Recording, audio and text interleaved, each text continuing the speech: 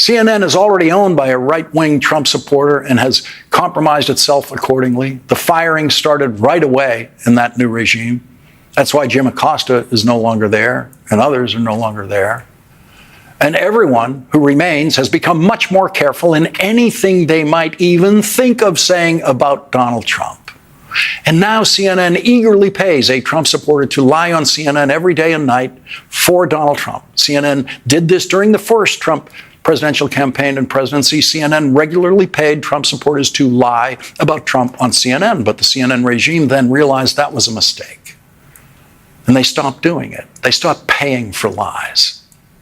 But then CNN got a new head. The head of CNN for the last 3 years, hired by the Trump-supporting owner and operator of CNN, is an Englishman who thinks paying Scott Jennings to lie about Donald Trump is money very well spent.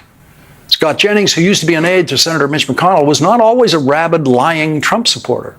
When he first started appearing on television, he was capable of criticizing some of the more extreme Trump positions, but Scott Jennings figured out where the money is and how he could get his own podcast and decided to become the J.D. Vance of CNN.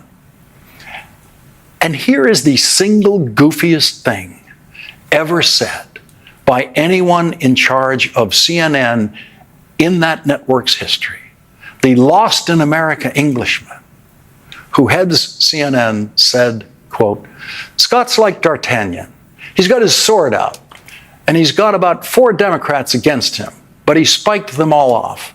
That's much more like it, I think. He's a worthy opponent, as it were, for the Democrats in the room.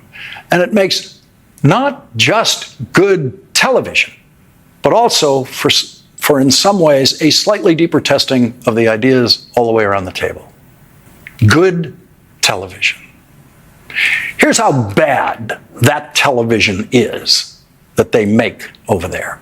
The show that Scott Jennings frequents the most is on opposite this program. And that show, on a good night, gets half of the audience of this show. This program usually has an audience triple the size of the terrible, terrible television that Scott Jennings is delivering on the absurdly degraded version of CNN, presided over by the man who thinks lying for Donald Trump on TV is an honorable pursuit and should be paid for by CNN.